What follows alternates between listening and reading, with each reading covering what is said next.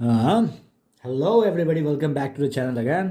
और आज हम चर्चा करेंगे लेक्चर 5 ऑफ द चैप्टर, जो कि system of particles and rotational motion के सीरीज में आता है। तो आज हम बात करेंगे motion of centre of mass के बारे में। पिछले लेक्चर में हमने चर्चा किया था सेंटर ऑफ मास के बारे में, और थर्ड लेक्चर में आपको पता चला था कि सेंटर ऑफ मास 1D में कैसे कैलकुलेट करते हैं और सेंटर ऑफ मास 2D में कैलकुलेट कैसे करते हैं। इसके अलावा मैंने एक शॉर्ट्स भी अपलोड किया जिसमें मैंने 1 मिनट में सेंटर ऑफ मास का कंसेप्चुअल अंडरस्टैंडिंग एक्सप्लेन किया।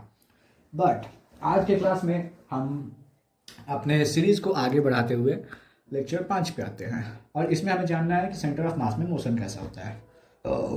सॉरी, तो सबसे पहले सेंटर ऑफ मास, ये मुझे क्या पता चला था, RCM which is equals to sigma MIRI upon total mass. Sigma MI की जगह मैंने टोटल मास लिखना स्टार्ट कर दिया है, ठीक है। अब M को इधर लेके जाओगे क्या हो जाएगा, MRCM, और इधर सिग्मा MIRI वाले को खोल दो तो डिस्क्रीट डिस्क्रीट क्या मिलेंगे, M1 R1 M2 R2 M3 RT plus dot dot dot dot MN RN, ठीक है, N पार्टिकल्स के लिए। अब क्या करोगे भाई, इसको इक्वेशन 1 मान लो और बच्चों वाला खेला शुरू कर दो, differentiating equation 1 with respect to time. Time के रिस्पेक्ट में भाई 1 को डिफ्रेंशिएट कर दो, क्या होगा। तो आर को टी से, सॉरी, टाइम के रिस्पेक्ट में जब डिफ्रेंशिएट करोगे तो dr/dt क्या होता है, यही तो v होता है, यही तो वेलोसिटी होता है। तो ये वेलोसिटी हो जाएगा, और ये आर किसका था, सेंटर ऑफ मास का था, तो वेलोसिटी भी किसकी हो जाएगी, सेंटर ऑफ मास की हो जाएगी। उसी तरह से R1 फर्स्ट पार्टिकल के लिए तो dr/dt v1 हो गया। उसी तरह से R2 किसके लिए था, position vector of the second particle, तो ये क्या हो जाएगा, v2 बन जाएगा dr2/dt। फिर dr3/dt v3 and respectively drn/dt vn बन जाएगा।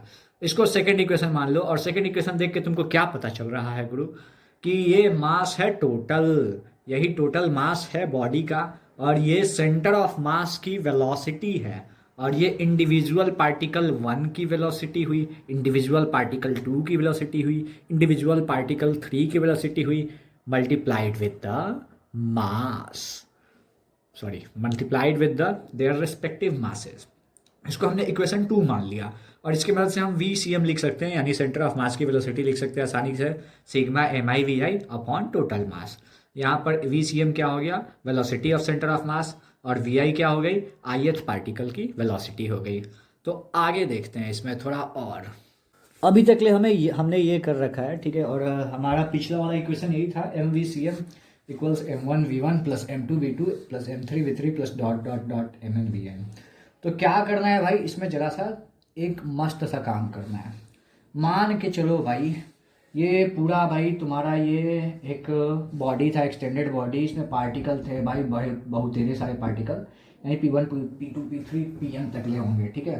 तो अगर मैं कहूँ भाई कि इनका पार्टिकल का मोमेंटम भाई P1 है, P2 है, P3 है और Pn है, ठीक है, तो इनका टोटल मोमेंटम कितना हो जाएगा, तो सारे मोमेंटम का सम कर दो भाई, सारे मोमेंटम का सम कर दो, टोटल मोमेंटम यही होगा, जाहिर सी बात है।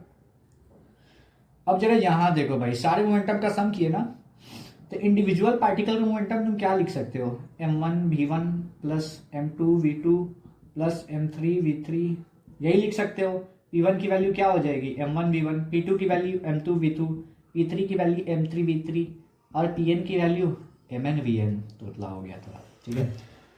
पता नहीं किस कारण से, बट बीच में कैमरा ही बंद हो गया था और मैं बढ़िया धुन में एक्सप्लेन करता चला गया। कोई बात नहीं, हम यहाँ तक देख रहे थे, MNVN तक पहुँचे थे, तो पता चला था भाई कि इससे क्या पता चलता है।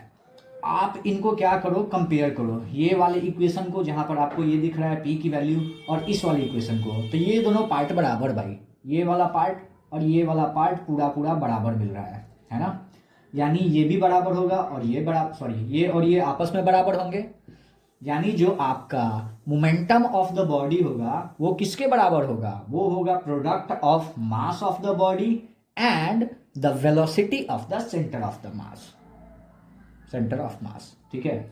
यानी जो पूरे बॉडी की मोमेंटम होगी वो क्या होगी, वो entire mass of the body multiplied by velocity of centre of mass के इक्वल होगी।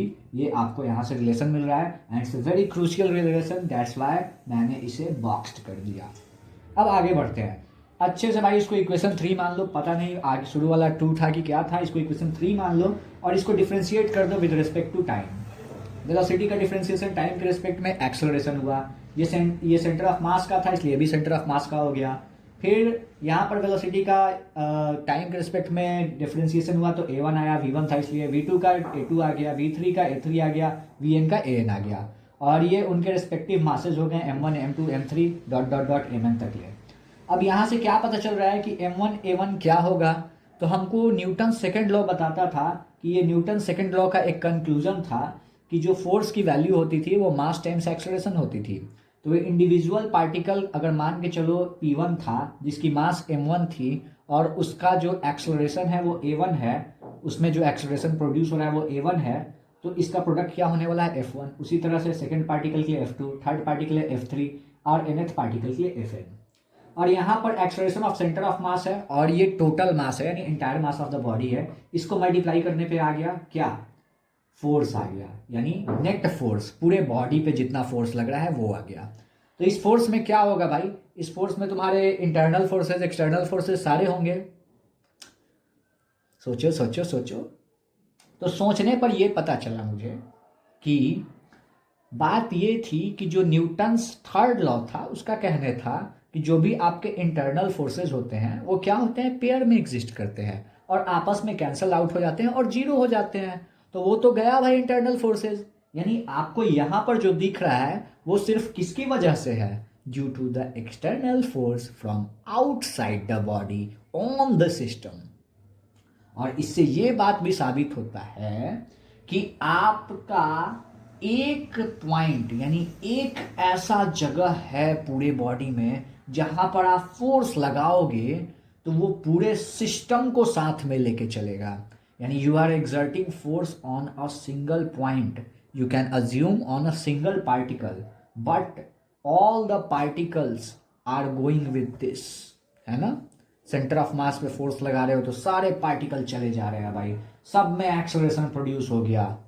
तो वही खास बात यहाँ पर आ जाती है कि पूरा मास भाई इसी पॉइंट पे कंसंट्रेटेड है, सबका करता धरता यही है, दैट्स इट। तो यहाँ पर एक बात ध्यान में रखना है कि ये जो F equal to F1 plus F2 plus F3 plus dot dot dot Fn आ रहा है, ये सिर्फ कौन से फोर्स हैं, एक्सटर्नल फोर्सेज हैं, इसमें इंटरनल फोर्सेज का कोई भी कंट्रीब्यूशन नहीं है। ओके, थ्योरी के बाद थोड़ा एक अच्छा सा क्वेश्चन देख लेते हैं। तो यहाँ एक घटिया सा सरा सा एक क्वेश्चन है जिसमें कहा जा रहा है कि एक बॉडी कंसिस्ट और दो बार कंसिस्ट दिख गया, बहुत सारे अल्ट्रेशन किए गए। A body consist of 3 particles, बड़ा अजीब सी बॉडी है, इसमें 3 पार्टिकल्स हैं, एक छोटी सी बॉडी होगी, having masses 1 kg 1.5 kg and 0.5 kg।